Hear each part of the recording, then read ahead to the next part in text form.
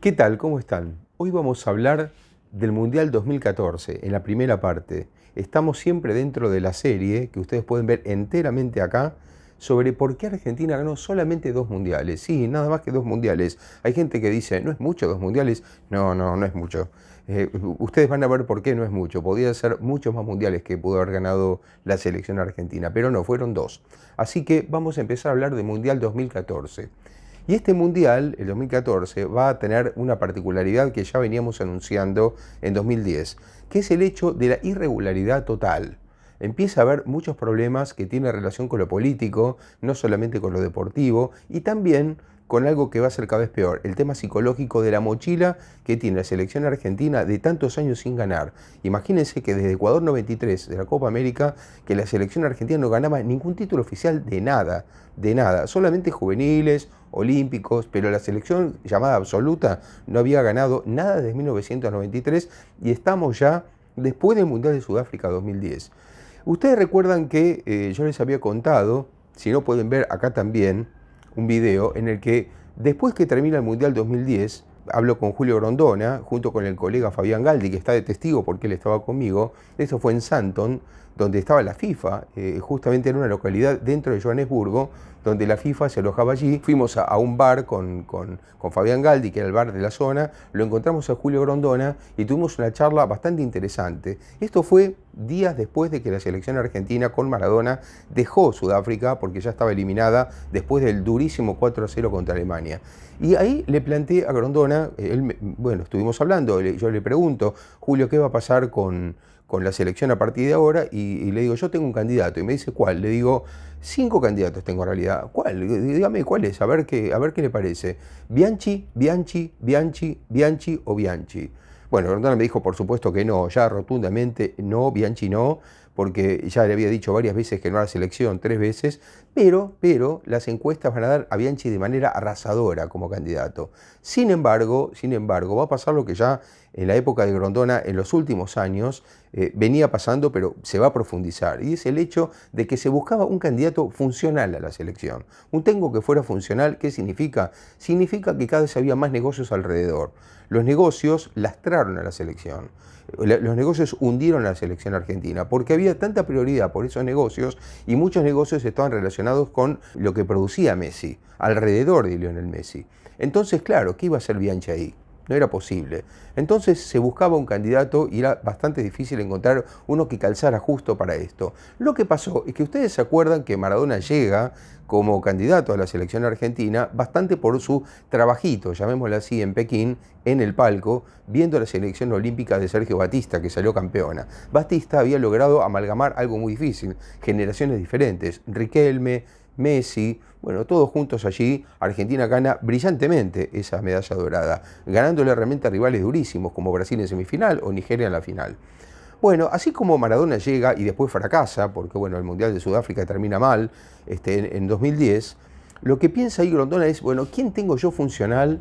¿Quién puede ser alguien que pueda llegar a la selección y que cumpla más o menos con todos los requisitos? Es decir, que más o menos nosotros lo podamos moldear o bien que acepte algunas indicaciones y al mismo tiempo, algo que va a empezar a pasar y que va a ser cada vez más fuerte, el hecho de contentar a Messi. Que Messi se sienta cómodo porque algo que había sucedido en el Mundial 2010 era que con tantos goles que Messi marcaba en el Barcelona, no había estado bien en el Mundial. Por ejemplo, que no había podido marcar goles, no estuvo del todo cómodo y era raro. El mejor Messi, el Messi joven, el Messi que hacía tantos goles y que funcionaba tan bien en el Barcelona, que marcó una época con Guardiola, pero en la selección no terminaba de encajar y la selección no jugaba lo mismo y venía bastante triste a la selección porque no conseguía títulos, etc. Entonces lo que pensó Grondona es que había un candidato que era el que realmente podía reunir algunas de esas condiciones y era el Checho Sergio Batista. ¿Por qué digo el Checho Sergio Batista? Porque Batista, si bien es un técnico que tiene que ver con el 86, ¿se acuerdan que cuando llega Maradona era porque se pensó en alguien del 86, de los campeones del mundo del 86? Entonces Maradona era la cara más visible, pero a Maradona se lo reunió con Bilardo como manager, con Enrique como ayudante de campo, es decir, había mucha gente alrededor de él que tenía que ver con el 86. Bueno, Batista es otro del 86. Batista es un amigo del grupo más importante de los campeones del mundo del 86, pero con una característica saliente, que es que a Batista siempre le gustó el buen fútbol. Batista siempre jugó un fútbol atildado, jugó en el Argentino Juniors, campeón de América del 85, que fue un gran equipo que hizo historia, que ganó 2 títulos locales en esa época, un título sudamericano, que en Japón hizo un partido brillante y perdió por penales con la Juventus, ustedes se acuerdan. Bueno, Batista formó parte de ese plantel y también formó parte de la selección campeona del mundo del 86. O sea que Batista reunía varias condiciones, pero lo más importante de todo, aquí va a haber 2 elementos que van a jugar en este ciclo. Uno de ellos está relacionado con hacer frente a los negocios, es decir, aceptar, hacer caja, como se decía en todos los partidos amistosos, y por otro lado, tratar de generar un esquema en el que Messi se sienta por fin cómodo. ¿Cuál era ese esquema? Era el esquema del Barça. A la selección argentina no había jugado así con Maradona. Acá se buscaba un 4-3-3 fijo, bien a la criolla, bien a la argentina, y Batista era un buen candidato para eso porque él en Argentinos había jugado así. O sea, un 5 clásico, que no era de sus características porque Mascherano no era el suyo, pero Batista va a traer también a Esteban Cambiaso. Porque otra cosa que va a empezar a pasar y que ya pasaba un poquito antes, es que Batista, como otros técnicos futuros, va a empezar a confiar en gente del club de sus amores. Entonces, claro, va a pensar que trayendo gente del club de sus amores va a tener gente de confianza dentro de la cancha. Hablamos de Nicolás Pareja, hablamos de Esteban Cambiaso, por ejemplo, hablamos de Lucas Biglia, un joven que también andaría bien en los juveniles, o anduvo bien en los juveniles en los tiempos de Messi, pertenece a la generación de Messi, y después va a empezar a traer gente muy importante para el fútbol clásico. Se necesitan extremos, por ejemplo. Bueno, va a estar el Burrito Martínez convocado, va a empezar a jugar la Bessi, va a empezar a jugar Marco Rojo como el lateral izquierdo, por la derecha vuelve Zanetti inexplicablemente, vuelvo a reiterar, inexplicablemente afuera de la selección en los 2 mundiales anteriores.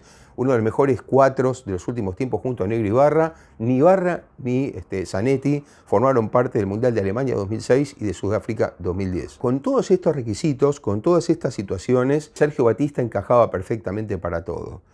El primer problema con que se va a encontrar Batista va a ser Maradona. Maradona se va a volver loco ante esta situación porque también hay que decir que la salida de Maradona fue muy traumática. No fue la misma salida que los demás. Sí, desde el punto de vista deportivo, era claro después del Mundial de Sudáfrica, de un 4-0 en cuartos de final, perdiendo a los 3 minutos con el primer gol de Alemania, en cuartos de final, que ni siquiera fue como el 2006, que Maradona no tenía muchas posibilidades de seguir como técnico. Pero era bastante complicado decirle no seguís más a Maradona. Este fue el problema con que se encontró Grondona. No es lo mismo decirle no seguís más a Basile, no seguís más a quien sea. Ahora, fíjense ustedes que las últimas 2 veces que se terminaron ciclos, o 3, fueron por renuncias. Nadie fue echado. Es decir, Bielsa dijo que se había quedado sin energía. Pekerman, después de Bielsa, terminó el Mundial 2006, el día de los penales con Alemania, renunció él, dijo que no seguía. Basile, después de la derrota con Chile en la clasificación para el Mundial en 2008, también dijo que se iba él. Es decir, que acá no había nadie que fuera echado de la selección. Ni siquiera Menotti o Bilardo fueron echados, ni siquiera Bielsa, porque no era la forma de ser de Grondona. ¿Saben lo que hacía Grondona? Que por algo era un dirigente vivo, viejo, caudillo de los primeros tiempos de Avellaneda, formado así en la calle, ¿no? It sound right, boys. ¿Sabes lo que hacía Grondona? Lo hizo con Menotti y lo repetiría ahora con Maradona. Cuando Menotti en el 82 vuelve de España, del Mundial de España, después de 8 años de trabajo, y Grondona pensaba que era el momento de cambiar, en ningún momento le dijo a Menotti quiero cambiar. Lo que Grondona le dijo a Menotti es, vos cobrabas 100, yo ahora, César, te puedo pagar 20.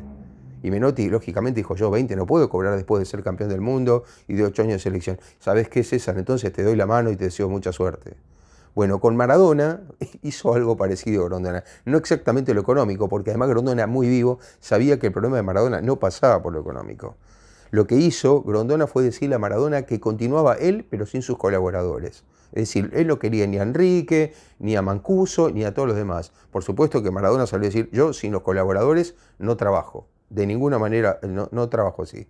Entonces, claro, Eso fue lo primero que dijo. Entonces, a partir de eso y a partir de una situación con Bilardo que era muy complicada, porque ya realmente había enorme tensión con Bilardo, lo que termina pasando es que Maradona termina yéndose, pero muy mal y muy triste. Maradona quería seguir en la selección y eso le va a quedar como una bronca muy particular contra Batista, a quien consideraba en ese momento una especie de traidor por haber tomado el cargo que él tenía, porque él quería seguir y simplemente lo que sintió es que entre Bilardo, con sus movimientos, y el propio Grondona con esta maniobra, lo sacaron de la selección. Es decir, él se sintió echado, más allá de que no terminó siendo echado, pero él sintió eso así. Entonces Maradona va a quedar herido por esta situación, no va a quedar bien, va a quedar muy mal, porque va a tomar a Batista como traidor y es más, va a aprovechar cada situación, como por ejemplo esto de que decían que Batista trataba de que Messi estuviera contento en la selección argentina con el nuevo esquema, entonces empezó a compararlo con el payaso muy popular, Piñón Fijo, diciendo,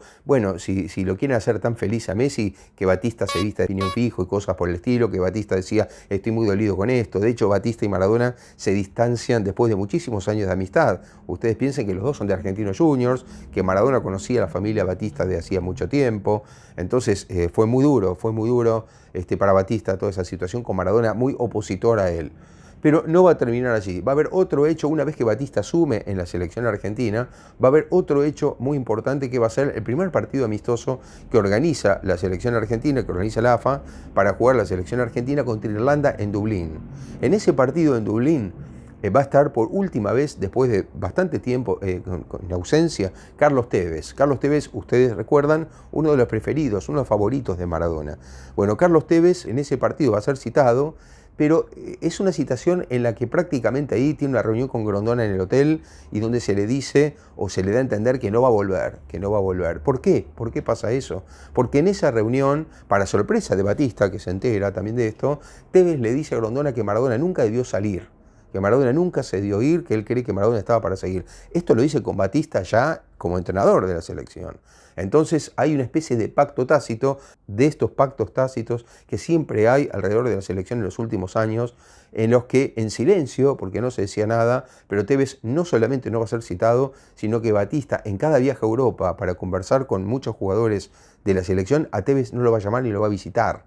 Es decir, Tevez va a quedar absolutamente al margen cuando era titular. Y ustedes se acuerdan que jugó el Mundial 2010 de titular en la selección argentina. Pero va a pasar esto, que Batista va a considerar a Tevez hombre de Maradona y por esta razón Tevez no va a ser citado por mucho tiempo. Todo el año 2010, es decir, después del Mundial, el segundo semestre, y 2011 hasta el primer semestre, es decir, hasta que llegue la Copa América, Tevez no va a tener ninguna participación en la selección. A partir de allí hay toda una cantidad de partidos que juega la selección en los que, les cuento, estuve prácticamente en todos esos amistosos, eran amistosos en los que va a haber otra situación que se va a empezar a repetir al futuro, muchísimo, y es para prestarle mucha atención, que es hacer caja. Yo lo dije antes en este video, ¿no? Hacer caja. ¿Qué significa el concepto de hacer caja? Significa que en la fecha FIFA, que ya se habían empezado a establecer, cuando había partidos amistosos, mientras Uruguay o Brasil jugaban contra equipos poderosos, europeos, para medirse, porque son las potencias sudamericanas, la selección argentina jugaba partidos, qué sé yo, en Indonesia, en Qatar, en cualquier lado, con un par de agregados que les voy a dar dos ejemplos para que lo tengan en cuenta. Uno de ellos, estuve en Doha, en Qatar, en diciembre de 2010. Bueno, ese partido con Brasil, ¿saben por qué se jugó? Ese partido se jugó como parte de pago, eso ya está prácticamente probado porque hay juicios sobre esto, como parte de pago del arreglo del voto de Argentina por Qatar 2022 y también de Brasil. Ese voto de Argentina y de Brasil por Qatar 2022 para darle la sede del Mundial determinó que Qatar pagó parte de esa votación con un partido en el que la selección de Argentina y la de Brasil, es decir, las federaciones, la AFA y la CBF cobraron por 3 la cotización que habitualmente tienen por hacer jugar sus selecciones. Fíjense hasta dónde llegó. Es decir, esto era hacer caja permanente. Otro partido que juega Argentina con Nigeria, un amistoso de poca monta, que lo juega de visitante, lo juega en África, ese partido se habló hasta que estaba incluido en las apuestas clandestinas. Claro, mucho más enfocado a la selección nigeriana que a Argentina, pero Argentina tomó parte de ese partido y jugó contra Nigeria en un partido en el que hubo apuestas clandestinas y en el que hubo cosas muy raras con las apuestas. Bueno, Argentina estaba metida en cosas de estas, y si no en cobros millones de dólares por jugar partidos contra equipos que después deportivamente no daban la talla y que no tenían ningún interés. Otro partido que también de esa época va a ser contra el campeón del mundo, contra España, que va a visitar Buenos Aires prácticamente de pachanga, de fiesta. Una selección española, ustedes piensen en agosto en Europa, que es vacaciones, que no hay partidos, vino la selección española a jugar contra Argentina y fueron a las discotecas, a la Bombonera, a tomarse fotos, y al otro día jugaron contra Argentina y perdieron 4-1. Sí, claro, pero la selección argentina con todo y la selección española tomando sol de vacaciones, ¿no? Bueno, en fin, no es culpa de Argentina todo eso, me refiero que no es culpa de los futbolistas, en todo caso es una cuestión institucional. A lo que voy es a que hay que tener en cuenta que 2011 era un año muy especial para la selección. ¿Y por qué era muy especial? Porque por fin, fíjense ustedes, desde el 93 que no ganaba un título, en 2011 jugaba de local por la Copa América. Argentina jugaba una Copa América en casa. Después de mucho tiempo, la Copa América anterior de local había sido en el 87. Volvía a jugar una Copa América por la rotación de países, le tocaba a Argentina en 2011. Bueno, era una ocasión perfecta. Ustedes piensen, Grondona como presidente de la AFA y Argentina como local en una Copa América, que no la gana hace mucho, uno piensa el resultado cuál va a ser. Argentina campeón. Sin embargo, la selección argentina pecó de haber jugado para hacer caja, de haber jugado amistosos de poca monta, salvo alguno que recuerdo, por ejemplo, contra Portugal de Cristiano Ronaldo en Ginebra. Ese día Argentina ganó, ustedes recordarán, 2-1 con un penal de Messi sobre la hora. De algún otro partido que se puede destacar, mismo el de Brasil, si quieren, de Doha, no mucho más, pero habrá jugado unos 10-12 partidos, de los cuales realmente servía poco. Lo que sí se empezaba a ver es que el trabajo de Batista no era malo. Batista intentó volver al fútbol clásico que yo sostengo. A mí me gusta ese fútbol, lo digo abiertamente. Batista decía, hay que jugar con un volante derecho, un volante central, un 10 clásico, 2 extremos y un 9. Que ¿saben qué? Era lo que hacía el Barcelona.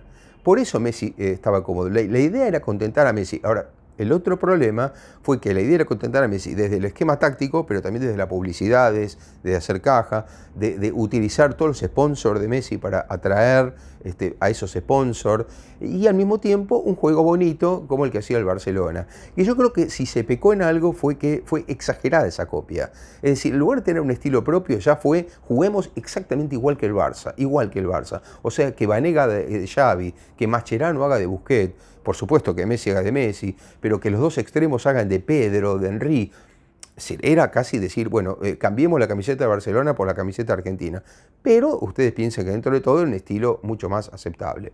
El gran problema va a comenzar con la propia Copa América. En la Copa América Argentina tenía un grupo más o menos accesible. Estaba Colombia, estaba Costa Rica, estaba Bolivia. Bueno, Costa Rica un equipo B, además. Bueno, Argentina empieza la Copa América como local contra Bolivia en La Plata, un partido que empata 1-1 sufriendo, realmente jugando mal. Pierde ahí 2 puntos que no se esperaba, especialmente con el público a favor como local. Después de ese partido, un 0-0 bastante gris y otra vez jugando mal contra Colombia en Santa Fe. Y después sí, le gana jugando mucho mejor a Costa Rica, pero eso en Costa Rica B, en Córdoba 3-0. Y llega el momento clave que son los partidos de la fase final. Bueno, en Santa Fe esperaba Uruguay en cuartos de final, un partido en el que Argentina vuelve a jugar bien, realmente Messi jugó bien ese partido, y sin embargo termina perdiendo por penales, después de empatar 1-1. Les cuento algo previo porque si no van a decir, bueno, pero en esos partidos estuvo Carlos Tevez. Claro, Carlos Tevez estuvo después de una presión tremenda mediática previa a la Copa América. Todos esos amistosos que yo conté, fíjense que Tevez no jugó ninguna vez, no jugó nunca. Pero llegado el momento de la Copa América, la presión mediática fue terrible. Batista, a mi gusto, equivocadamente cedió, terminó aceptando a Tevez. Grondona también le subió el pulgar por fin a Tevez después de tanta presión, y Tevez termina jugando esa Copa América, y fíjense cómo son las cosas, que es Tevez el que falla el penal definitivo, que termina con la eliminación pronta de Argentina como local ante Uruguay en cuartos de final, ese penal que le ataja a Muslera, pero bueno, en un partido muy nervioso, que Argentina, como les digo, jugó bien.